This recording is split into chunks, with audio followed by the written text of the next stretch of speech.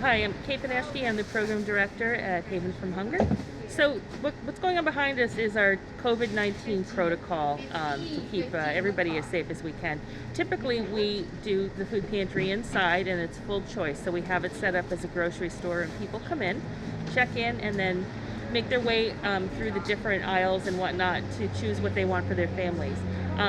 COVID-19 has made us change our protocol completely, so we're outside doing the distribution, and it's all hands off, just grab and go. So we pack, as you can see here, we pack boxes full of various frozen foods, dairy, canned goods, dry goods, and produce. The boxes in front here are full of an assortment of produce.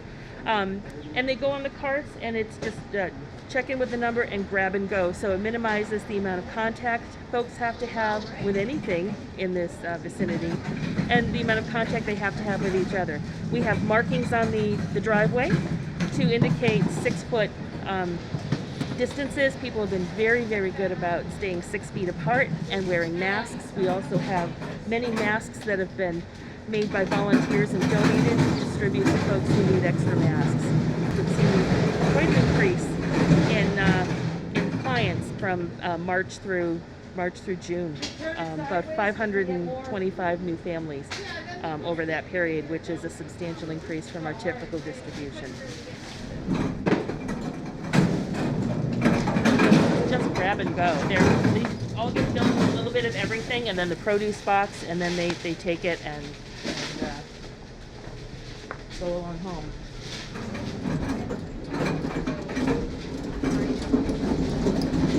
So this is typically where we would operate pantry under normal circumstances.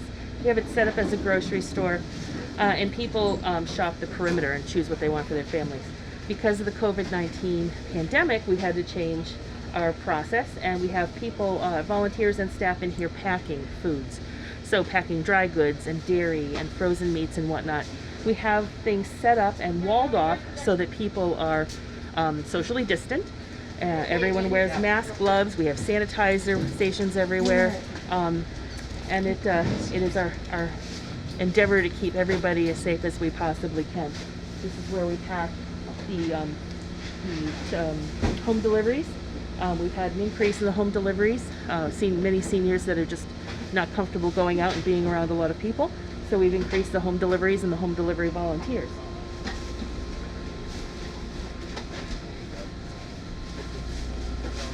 We've ordered quite a bit of non-perishable food from the Greater Boston Food Bank so that we can pack boxes of dry goods and pantry staples for folks. And as you can see, the setup permits enough distance between staff and volunteers so that we're reasonably sure that they are as safe as they can be. So we've also been able to provide food to No Child Goes Hungry in Peabody. There are about 2,200 children in the Peabody school system who receive free or reduced lunch. So we've been able to work with Jared Hockman and his crew of volunteers and supply enough food for about 1,000 bags to go out every week to children and their families who are food insecure. In addition, during the school year, we also supplied food to St. John's School to some of the children whose families were quite vulnerable, and a few other food pantries and mobile markets in the area that also needed some assistance in sourcing food. So we've been very, very fortunate. How many lunches have you guys got packed so far? 200. 200.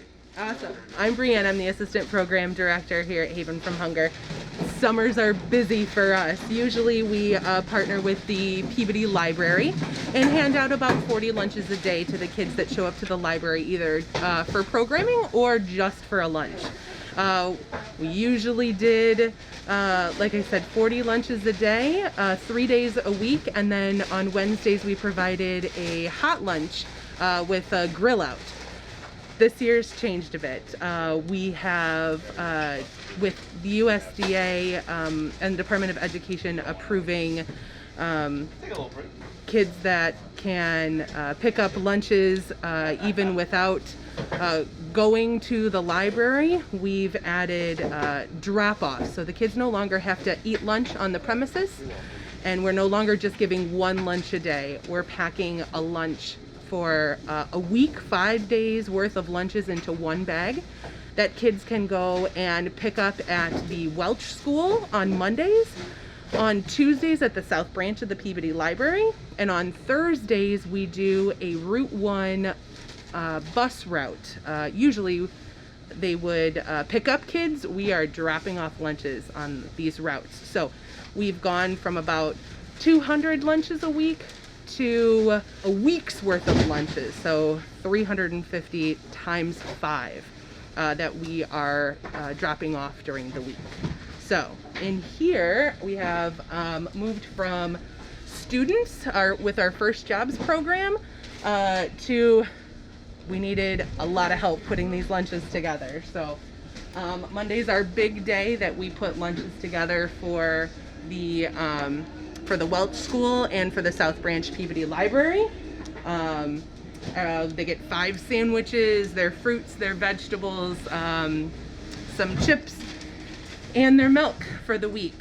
So these boxes will be packed today, loaded up on the truck, and then passed out at the Welch School today. Before COVID, 1 in 6 kids has food insecurity, which means 1 in 6 kids are going hungry, and they rely on breakfast at school and lunch at school. With COVID, I'm sure that number has shot up. We have seen an increase in our pantry, and of course seen an increase in children getting lunches this year.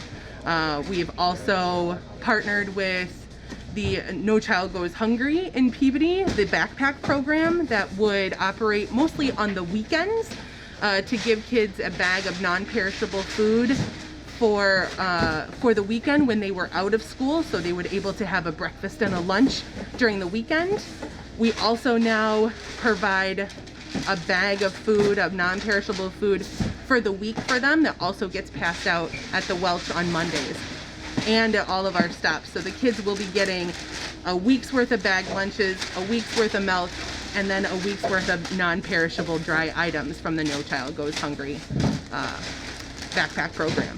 We are really grateful to the cities of Peabody and Salem for some emergency CDBG funding that permitted us to hire 10 unemployed restaurant and hotel workers at the beginning of the pandemic. Most of our volunteers are in their 60s, 70s, 80s, and 90s, and when the pandemic hit, they deselected because it wasn't safe for them to be here, and it still isn't safe for them to be here. So that left us in quite a bind to execute mission, distribute all this food, and do it safely. So the emergency money from the cities made it possible for us to hire people who are out of work and get the jobs done, which is just amazing. We would not have been able to do this without that. Yeah, I'm Tony MONACO. I'm the head volunteer. Been volunteering for about 5 years now, and I enjoy it here. Great group of people that come in. Basically what I do now is I just come in the morning and open up, so everybody get things set for the people, for the team that come in to put stuff together. I'll come in a couple times a week, a day. This is my second trip here already today. Citizens in Haven Hunger, we're taking care of the people in Peabody, making sure that these kids have food to eat, people can come and get their food. We're doing the best we can possibly can with the conditions, and hopefully the conditions will soon reside, hopefully fast. But it's the children that need to have food to eat every day, and BRIANNE takes care of that. And like I said, the crew that's here is I feel is the best crew we've ever had, making sure everything is done properly and right. Everything's checked, put outside, and it goes right through it. Yeah, we have a 95-year-old who's a 95-year-old that we deliver food and we deliver meals to a couple of times a week. And first thing she asks is, "Can I come back yet?" Because she misses the activities, she misses the people, and she misses just doing her job, you know, which is helping to build community and feed people and you know, just help folks get on with the business of living, you know. I also wanted to highlight some numbers. So typically March is a typical month. March 2019, we took in about 121,000 pounds of food. through donations, through our rescue, and we distributed 109,000 pounds. March 2020, we took in 223,000 pounds of food from various donations in the Greater Boston Food Bank, and we distributed 163,000 pounds of food, which is more than we've ever done in a month. We had so many additional families sign up who were newly unemployed and didn't receive any kind of benefit at all. No SNAP benefits, no unemployment, and no income. So it was a real lifesaver for many of the families who had nowhere else to turn.